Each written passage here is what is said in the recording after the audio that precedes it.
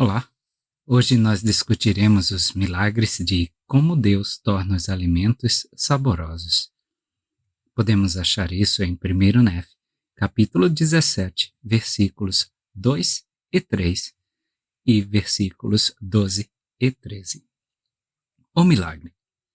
Enquanto o grupo de Leí viajava pelo deserto em direção ao leste, eles foram ordenados por Deus a não fazer muito fogo. Versículo 12.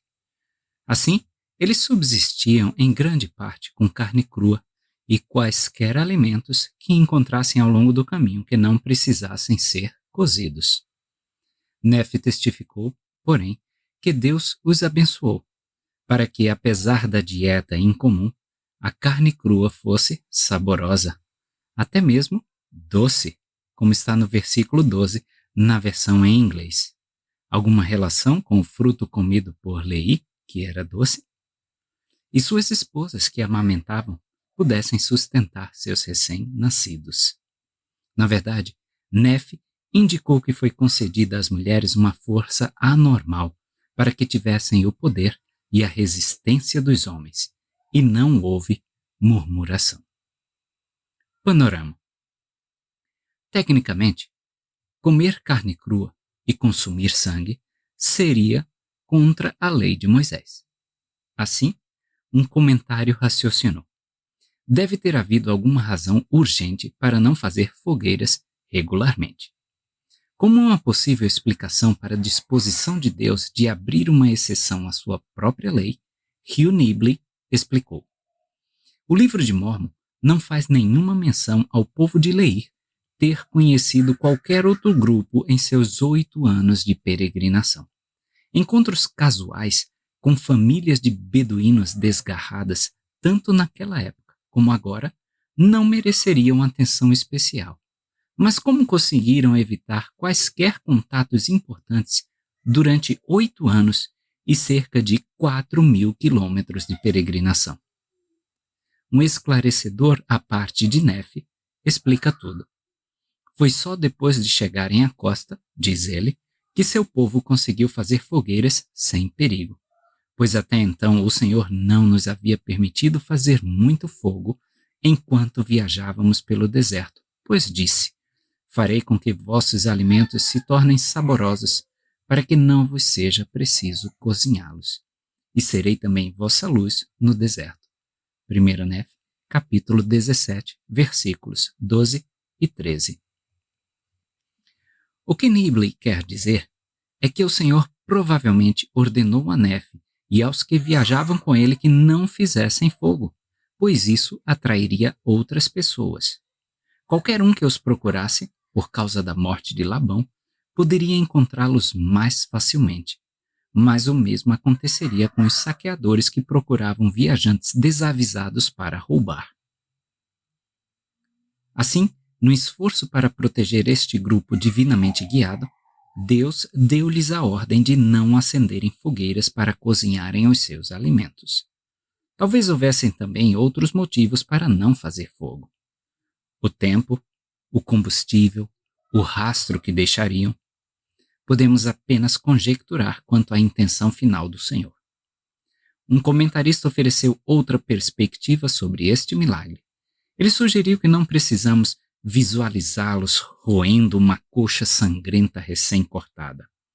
Os árabes, hoje ainda, comem uma carne picante, crua e parcialmente seca, chamada bastern, que literalmente significa carne crua. Provavelmente o bando de Leí consumiu algo semelhante em sua jornada. Portanto, embora crua, talvez essa nova dieta não fosse tão nojenta quanto a imaginação nos leva a supor.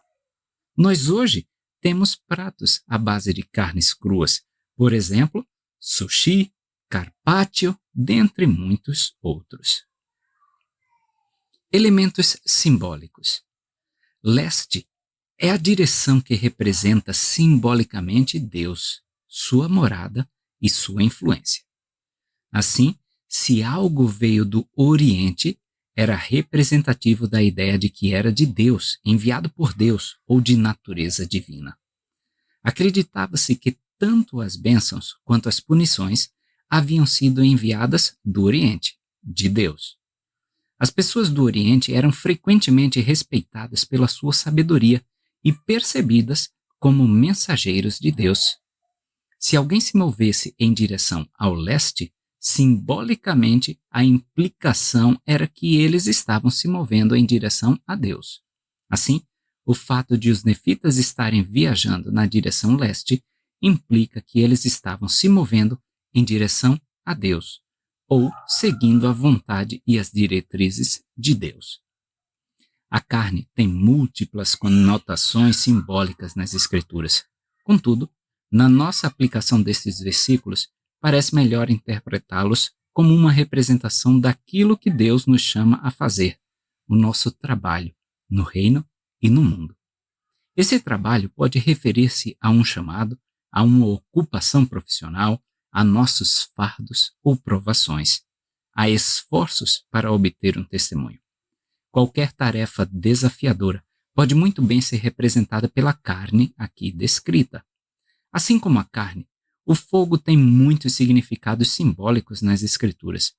Pode representar a presença de Deus, sua glória, sua morada celestial, seu poder para destruir os ímpios, sua influência santificadora sobre os justos, a purificação ou remoção do pecado, dos perigos da tentação e do próprio pecado, e assim por diante. Aplicação e alegoria. A lição final desse milagre é compartilhada pelo próprio Nefe que registrou, e assim vemos que os mandamentos de Deus devem ser cumpridos. E se os filhos dos homens guardam os mandamentos de Deus, ele alimenta-os e fortalece-os e dá-lhes meios pelos quais poderão cumprir as coisas que lhes ordenou. Portanto, ele nos deu os meios de sobrevivermos enquanto permanecíamos no deserto. 1 Nefe, capítulo 17, versículo 3. Simplificando, quando guardamos os mandamentos de Deus, ele nos nutre e nos fortalece, física e espiritualmente, e provê os meios pelos quais podemos cumprir o que ele nos ordenou. 1 Nefe, capítulo 3, versículo 7. Em outras palavras, ele nos torna mais do que seríamos por nós mesmos. Conforme observado, o fogo tem muitos significados simbólicos. Mas o significado que parece mais pertinente para esta passagem tem a ver com o sinal exterior da presença orientadora de Deus. Por outras palavras, entre outras coisas, o fogo era muitas vezes um símbolo da presença, proteção e providência de Deus. Assim, a ausência de fogo neste episódio pode muito bem representar a noção de que, às vezes, somos chamados por Deus a confiar nele quando ele nos convida a dar 1 ou 2 passos na escuridão. A primeira estrofe do hino autobiográfico Lead Guiding Light, Brilha Meiga Luz, em inglês, fala exatamente disso. Em uma oração a Deus, o letrista John Henry Newman escreve: Na escuridão, ó brilha meiga luz, guiar-me vem. Na negra noite, brilha e me conduz, guiar-me vem. Não peço luz a fim de longe ver, somente luz em cada passo ter. Newman, encalhado durante dias no mar em meio a uma neblina que não cessava, começou a duvidar do que o futuro lhe reservava. Ele ficou preso nas trevas e implorou pela intervenção de Deus. Disposto a fazer o que pudesse para ter fé e seguir em frente, ele orou para que Deus lhe permitisse ver um passo à sua frente e, por sua vez, ele caminharia com fé naquela escuridão que o cercava. O presidente Boyd K. Packer compartilhou a seguinte experiência. Pouco depois de ser chamado como autoridade geral, procurei o elder Harold B. Lee para pedir conselho. Ele ouviu meu problema com muita atenção e sugeriu que eu falasse com o presidente David O. McKay. O presidente McKay me aconselhou sobre a direção que deveria seguir. Eu estava muito disposto a ser obediente, mas não via nenhuma maneira possível de fazer o que ele me aconselhou. Voltei para o elder Lee e disse-lhe que não via nenhuma maneira de seguir na direção que fui aconselhado a seguir. Ele disse: "O problema com você é que você quer ver o fim desde o início." Respondi que gostaria de ver pelo menos 1 ou 2 passos à frente. Então veio a lição de uma vida. Você deve aprender a caminhar até o limite da luz e depois dar alguns passos na escuridão. Então, a luz aparecerá e mostrará o caminho diante de você. Em seguida, ele citou estas 18 palavras do livro de Mórmon: "Não disputeis, porque não vedes, porque não recebeis testemunho, senão depois da prova de vossa fé." Éter, capítulo 12, versículo 6. Essas 18 palavras de Moroni foram como um farol para mim. Enquanto formos fiéis a Ele, Deus nunca nos deixará sozinhos. No entanto, Ele ocasionalmente exigirá de nós que confiemos nele quando não pudermos vê-lo ou o que está por vir. O mandamento de Deus de que os nefitas viajem sem muito fogo em direção ao leste nos lembra que às vezes também somos solicitados a seguir em frente sem a presença ou orientação evidente de Deus. Assim como os nefitas, Deus promete que, se guardardes meus mandamentos, sereis guiados e sabereis que é por mim, leste, que sois guiados. Capítulo 17, versículo 13.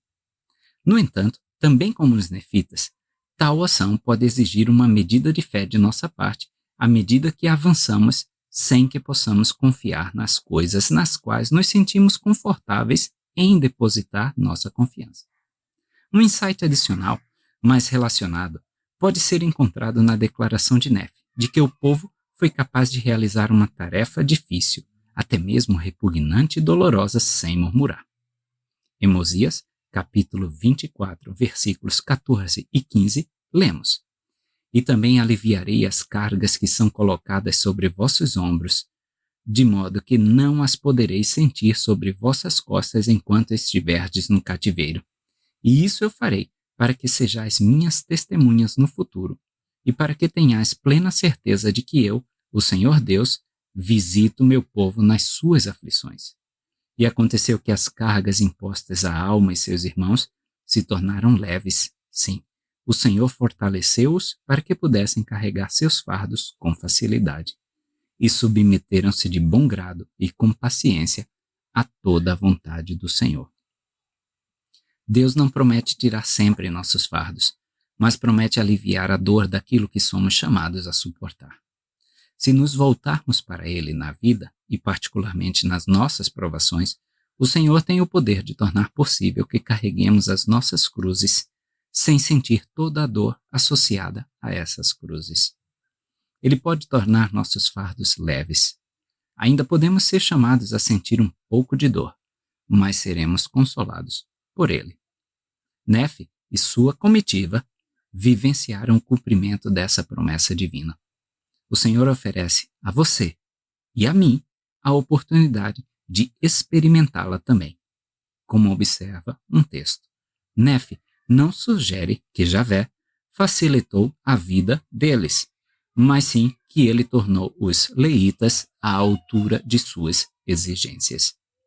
Ao nos voltarmos sinceramente para Ele, Deus tornará as coisas difíceis factíveis e fardos suportáveis. Nefe recebeu a promessa de Deus de que ele tornaria sua carne crua doce para eles, para que pudessem viajar sem fogo. Falando simbolicamente, somos lembrados da realidade de que o Pai também pode tornar as coisas amargas ou difíceis doces para nós. Cada um de nós será obrigado a fazer algumas coisas difíceis na vida. Deus não espera simplesmente que suportemos essas provações e testes. Na verdade, Ele tem o poder de torná-las suportáveis e doces para nós.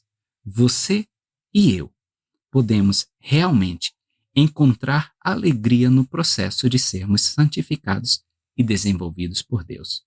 Não de uma maneira narcisista, mas sentindo amor por Deus, à medida que sentimos o amor de Deus por nós, manifestado através de seus esforços para nos tornarmos como ele é.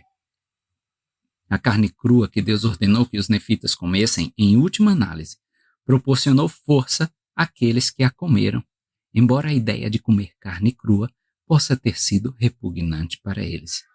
Da mesma forma, as coisas difíceis, as coisas naturalmente desagradáveis que Deus exige de nós, podem nos tornar fortes. Como se costuma dizer, nossas provações são bênçãos disfarçadas, ou pelo menos podem ser, se as abraçarmos em vez de lutarmos contra elas. Se procurarmos ser desenvolvidos por elas, em vez de ficarmos irritados com elas, Deus poderá usá-las para nosso benefício e bênção.